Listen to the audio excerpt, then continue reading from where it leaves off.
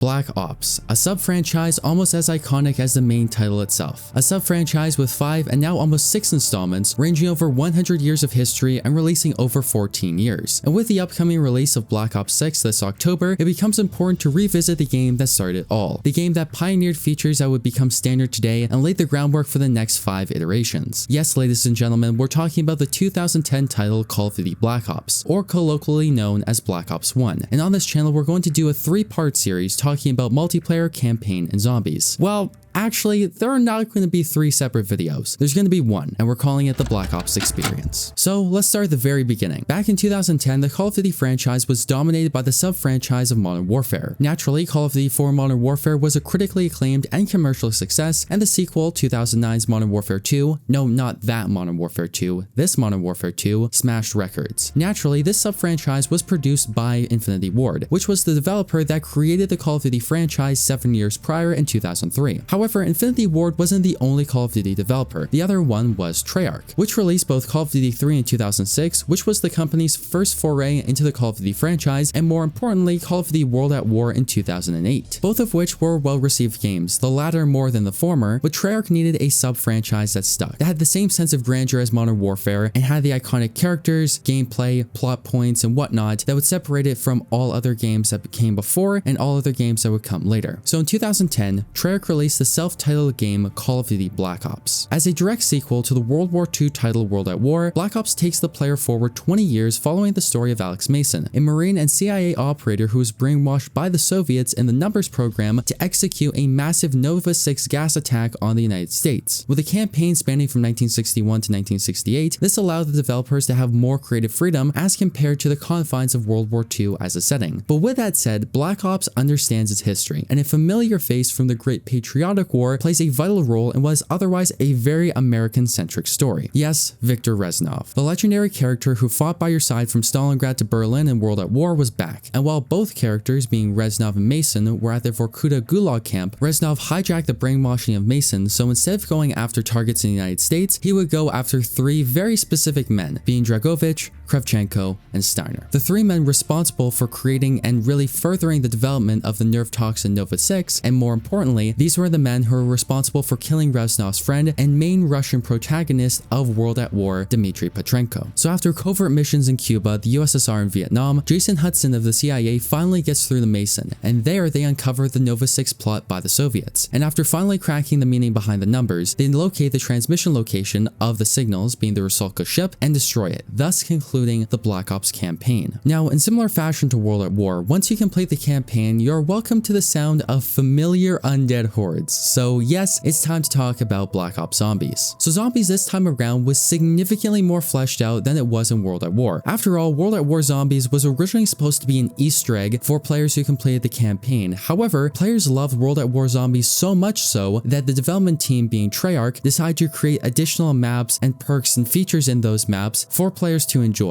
And then going into Black Ops, the entire Zombies experience was significantly expanded upon. As compared to World at War, Black Ops launched with 2 Zombies maps, one being Kino der Toten, which was a direct sequel to World at War's Der Riese, which was the Zombies map that released with the final DLC for World at War in 2009, and the other one being 5, which was a Pentagon-themed Zombies adventure with historical characters like John F. Kennedy, Richard Nixon, Robert McNamara, and Fidel Castro. Now, in addition to more maps, Black Ops Zombies also introduced new perks, for example Mule Kick, which allowed players to have 3 weapons instead of 2. They also introduced the fan-favorite PhD Flopper, which allowed players to not take explosive and fire damage from anywhere on the map, including from player-held weapons. Now, as a whole, Zombies was starting to take on its own identity, and that own identity was starting to get paired to Black Ops as a sub-franchise in and of itself. Whereas in Nocturne and Toten, back in Call of Duty World at War, where you were just a stranded US Marine fighting off hordes of undead zombies, by the time Black Ops came around, you had 4 distinct characters, being Richthofen, Takio, Tank Dempsey, and Nikolai Belinsky, who were introduced in World at War. However, their story was significantly expanded upon upon in Call of Duty Black Ops. Additionally, for all 4 of the Black Ops DLC packs, all featured a brand new zombies experience, and the last one, which was titled Resurrection, not only featured a new zombies map titled Moon, but also remade all zombies maps that were in World at War. So needless to say, World at War introduced zombies to Call of Duty, but Black Ops made it a staple, something that was unique to the Black Ops franchise and more specifically was unique to Treyarch. So we've talked about the campaign, we've talked about zombies, now it's time to talk about what is likely why you clicked on this video, and that's Call of Duty Black Ops multiplayer. So let's get right into that.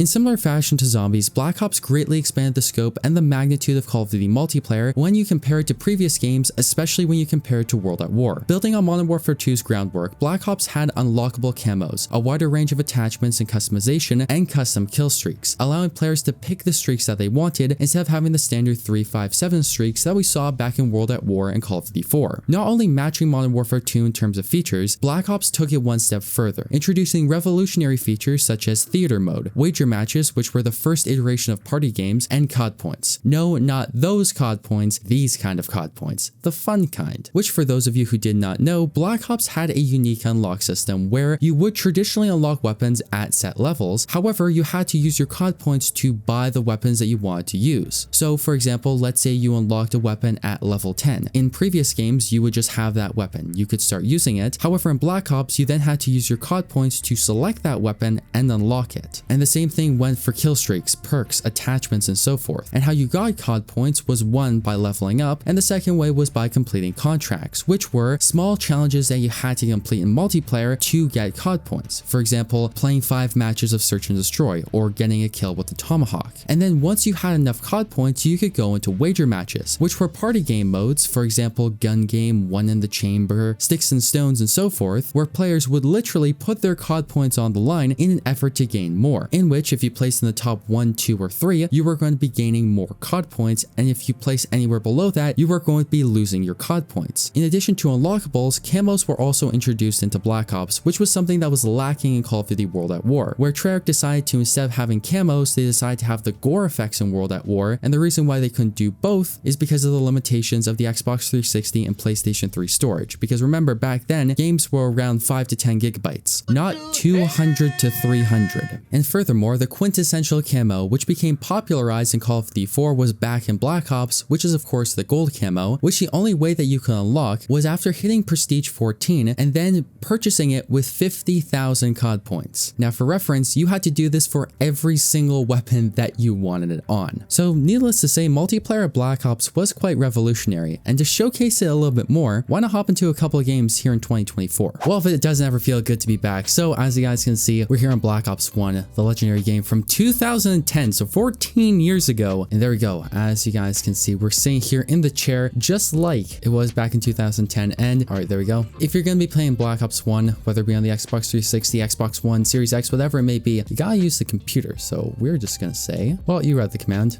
Well, apparently the computer didn't process it. Yeah, I bet YouTube was a little bit different back in 1968. Anyway, let's go back to the chair. And you know what's actually kind of impressive is if you look at the players online, it says that there's 3,000, which is actually quite good considering that this game is 14 years old. Yeah, let's take a look at these created classes over here. We got the 74U, we got the FAMAS, we got the Galil, got the MP5K, all legendary weapons in this game. As you guys can see, I'm not playing on my original account that I used to play on. I'm only level 24 on this one, so that's still pretty low. But the funny thing about Black Ops is a lot of the best guns in the game you actually got pretty early on. All right, as you guys can see, we got our first game over here. Going to be playing a little bit of WMD Team Deathmatch, and it's actually kind of impressive how quickly I was able to find a game. I mean, after all, like I mentioned before, Black Ops 1 is 14 years old now, and I was able to find a game in under half a minute or so.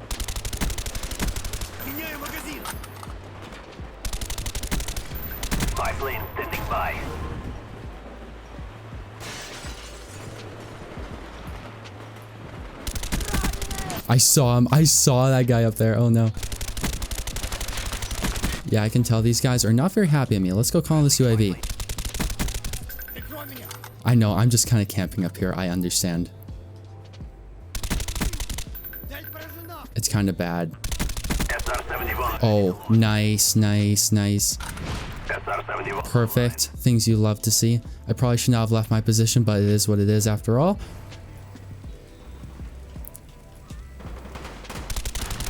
And oh no, no, they're not ready for it. Gonna be coming up over here. No? I suppose not. Oh, he's over here. What you doing, buddy? Oh, now they're going to be over here. Now, we can't get too aggressive. One thing that was pretty nice about this game compared to, I guess, some of the Modern Warfare games that came out a little bit afterwards, like Modern Warfare 3 was notoriously bad for this, where the spawns were quite linear. I mean, they'd spawn on one side of the map, you'd push up, and then they would just spawn on the other side of the map. So basically, if you saw your teammates and they're all on one side of the map, you know that the enemies are going to spawn on the exact other side. Like, there was no caveat, really. There was no spawn weirdness. It was just the other side of the map. They're going to be there. Oh, we're going to pick up this commando. And wait a second. Oh, dude, I was around the corner. Oh my gosh. See, that's actually one thing that's kind of funny is Black Ops 1 was always known, or always, I guess, notorious for having bad hit connection. I think it's kind of funny looking back on it. I suppose even though it's been 14 years, some things just never change. Okay, we gotta be careful. We'll throw this in here so they're stunned, and now they're... Whoa. Okay, 1 second. Okay, they're not ready for this. The legendary kill streak.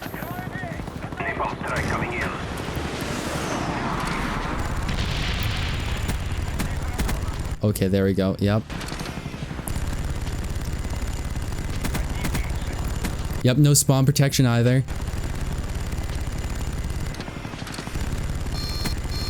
Oh, they're trying to shoot me down?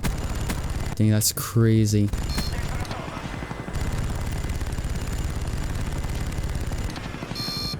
Oh, now they're over here.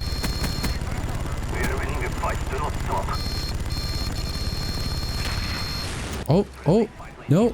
Oh no, I think we're going down. No way, they actually shot me down. See, that's like that new gen Call of Duty style. I mean, back in like Black Ops 1, not as many people did it because not that many people ran rocket launchers.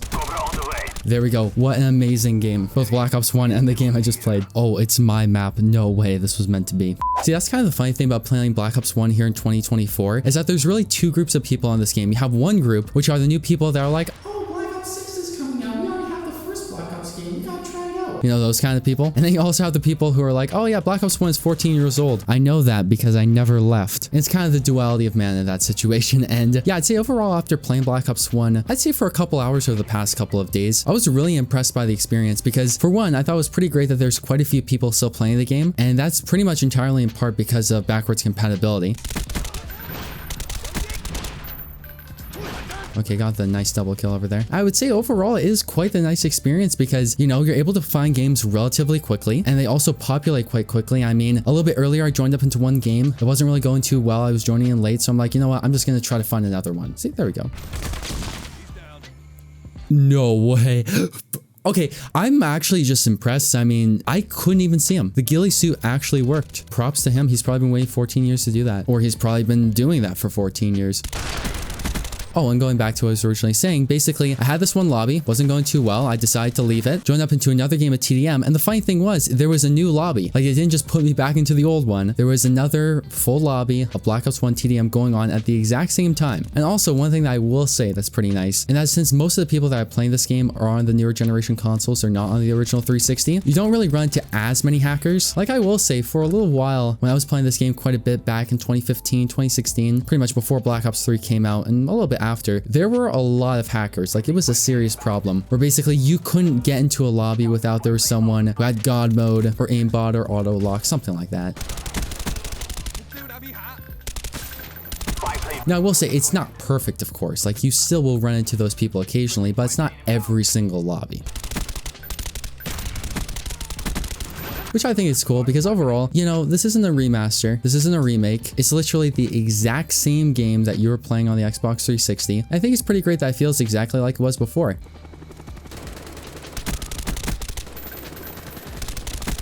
You know, now don't get me wrong. Remasters, remakes, they're great. I mean, for example, Modern Warfare Remastered. Oh, we got the SR-71. You know, those games as an example, they're really great. They're authentic to the original game, but there's just something cool about being not a remake, not a remaster, but just the original game that we originally played before. There's just a certain charm to it, you know? Okay. No. Please. Go away.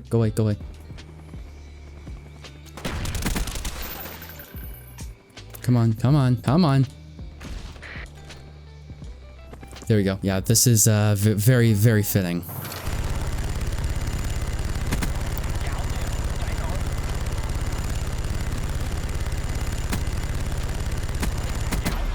And there we go. Excellent game. Got the QA again. Things you'll have to see. And we also got the final kill cam too, so that's good. See, case in point, everyone in here are either a non-prestige or a prestige master. It's all or nothing. All right, general consensus after playing those games. Black Ops 1, it really is a work of art. Like, it is an incredible game, and if you haven't already, make sure you check it out here in 2024. So in summary, back in 2010, Treyarch hoped to create their own sub-franchise within the Call of Duty franchise titled Black Ops, which would have a distinct identity of characters, stories, and gameplay features that would set it apart from other games in the franchise, very similar to what Infinity Ward did with Modern Warfare. And needless to say, Black Ops succeeded tremendously in this regard. As a game that was originally built as a sequel to World at War to spawning 4 and now 5 sequels, it goes without saying that Black Ops was a tremendous hit and a tremendously influential game in the Call of Duty franchise. So with that being said, make sure you comment your thoughts down below on Black Ops 1. Did you enjoy the game? What were your thoughts on it? And also, what are some key features from Black Ops 1 that you would like to see return with Black Ops 6 come this October? Make sure you comment that down below, and if you enjoyed this video at any given point in time and you would like to see more retrospective videos checking out other games like World at War, Black Ops 2, or even newer ones like Cold War, make sure you leave a like on it down below, as well as be sure to subscribe and turn on post notifications. So thank you once again for watching. I've been your host Deeper Jungle, and as always, I hope to see you in the next one.